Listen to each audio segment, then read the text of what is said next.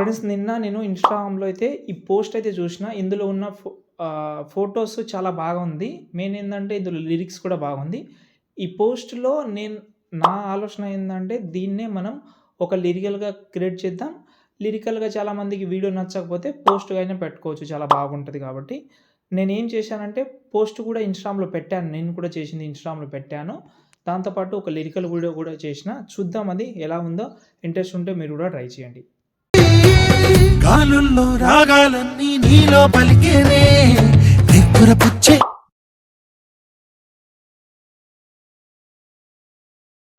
నీలో చేరేనే నిప్పుర లేపేనే. చూసారు కదా చాలా బాగా అయితే ఉంది.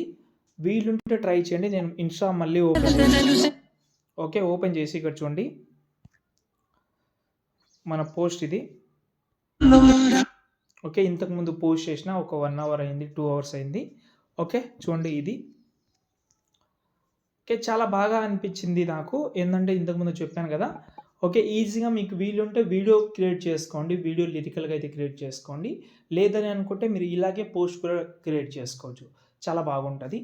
వీలుంటే మాత్రం 100% ట్రై చేయండి. ఫస్ట్ అయితే నేను మీకు చెప్తాను. పోస్ట్ కోసం నేనైతే ఒక ప్రాజెక్ట్ అయితే ఇస్తాను. ఆ ప్రాజెక్ట్ ఏందంటే ఒకసారి చూపిస్తాను. ఈ ప్రాజెక్ట్. ఓకేనా? ఒకవేళ పోస్టే క్రియేట్ చేద్దామని అనుకుంటే ఇన్‌స్టాగ్రామ్‌లో పెట్టనీకి పోస్టే క్రియేట్ చేద్దామని అనుకుంటే దీనికి నేను ఫాంట్ కూడా యూజ్ చేసిన కాబట్టి ఆ ఫాంట్ లింక్ కూడా డిస్క్రిప్షన్‌లో పెడతాను. లేదు మీరు లిరికల్ వీడియోనే చేద్దామని అనుకుంటే ఒకటి చేయండి. లిరికల్ వీడియో కోసం కూడా సెపరేట్ ప్రాజెక్ట్ ఇచ్చాను. కానీ లిరికల్ వీడియో మనం ఓన్‌గా క్రియేట్ చేసుకోవాలి. నేను చూపించిన కదా అది. ఓకే. ఇది లిరికల్ వీడియో. నాకు బాగా నచ్చింది లిరికల్ వీడియో. ఓకే. ఇందులో కూడా సేమ్ ఉంటది. కానీ చిన్న చిన్న అంటే మొత్తం ఫోటోస్ అనేది బ్లర్‌గానే పెట్టాను.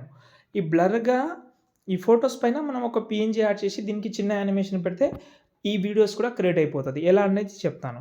ఫస్ట్ అయితే కింద ఫోటో ఉంది గదా! ఓకే. ఇదే ఫోటోని నేను ఒక పీఎన్‌జీ ఫోటో యాడ్ చేస్తా. బ్యాక్‌గ్రౌండ్ రిమూవ్ చేసుకున్న ఫోటో ఒకటి యాడ్ చేస్తా.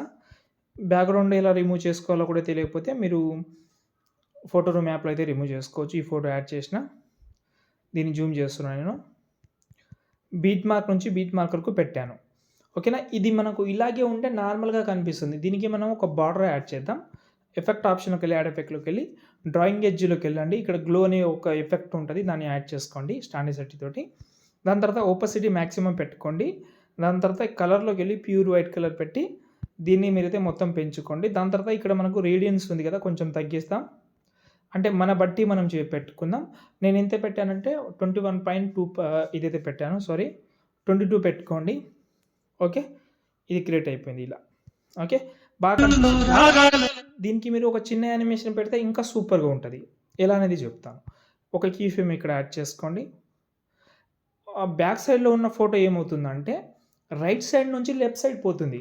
కాబట్టి ఈ ఫోటో అనేది మనకు లెఫ్ట్ సైడ్ నుంచి రైట్ సైడ్ పోతే ఇంకా బాగుంటది. ఇప్పుడు చూడండి. చూడండి. కనిపిస్తుందా? ఇప్పుడు ఇదే ఎఫెక్ట్‌ని కాపీ చేసుకోండి. ఇక్కడ ఉన్న ఇంకో ఫోటో ఉంది కదా! సేమ్ ఫోటోని మళ్ళీ యాడ్ చేద్దాం. సేమ్ ఫోటో అంటే బ్యాక్‌గ్రౌండ్‌లో ఉన్న ఫోటోని మళ్ళీ యాడ్ చేద్దాం. అది కూడా మనకు పీఎన్‌జీ ఫోటో యాడ్ చేద్దాం. దీని కలర్ అండ్ ఫీల్డ్‌లోకెళ్ళి కలర్ ఆప్షన్ ఒకటి ఆఫ్ చేసి పేస్ట్ చేసిన. ఇలా పెడుతున్నాను. ఓకే. చూడండి. ఇలా చాలా సింపుల్‌గా ఇది మీరు కానీ యానిమేషన్ మాత్రం చేంజ్ చేస్తూ ఉండండి.